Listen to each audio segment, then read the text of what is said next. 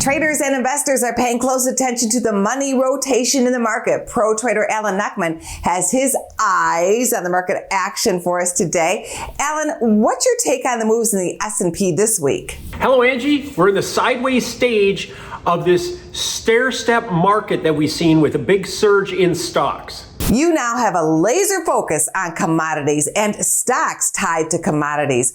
What's happening with your trades as you track your trades to get a profit? Speaking of a surge in stocks, we took a 50% profit on Schlumberger. Now that comes into our commodities plays where we've seen the risk reward on a lot of these resource and commodity stocks as the rest of the market has been up and away. Do you think this stock has a possibility of a larger profit? So we're waiting on 100% gain on our second half of Schlumberger. Now that's a legacy pick, meaning it was before we had our money management change, where now we're only looking for 100% gain in each and every play. As you're watching the commodities market, tell us about your new trade. All right, let's talk about today. Today we're looking at silver. Silver ETF SLV. Silver's at support right now. We're at a 6-week support as it stands, about 15% off the high of just a month and a half ago.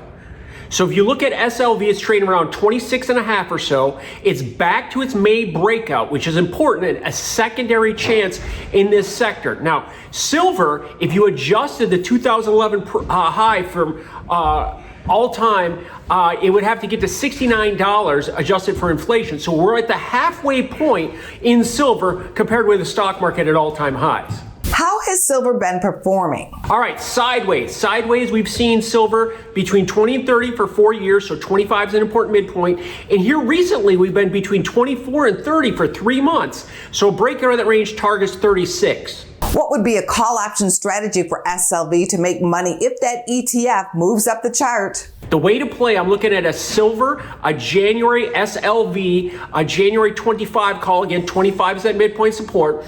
7 months at a time in this positioning here. And if we just get to 34, again, our target is 36. If we just get to 34, this option gains 100%. What are your trading day takeaways to leave us with for today? All right, trading takeaway number 1, 7 days. It's been 7 days since the all-time forever highs in the S&P and in the NASDAQ. Number 2, let's talk about fireworks July 14th. Now, earnings season starts then, so a week after the holiday week. So the big expectations, looking for 8.8%, let's just say 9% earnings growth for the quarter. And number 3, revenue growth. That's the big number. They're looking for a 4.6% in revenue growth. Companies are taking in more money. And that would be the 15th consecutive quarter of revenue growth. So we're on a big path. You are staying the course. Thank you, Alan. Thank you. Go to businessfirstam.com for where to see our show on TV.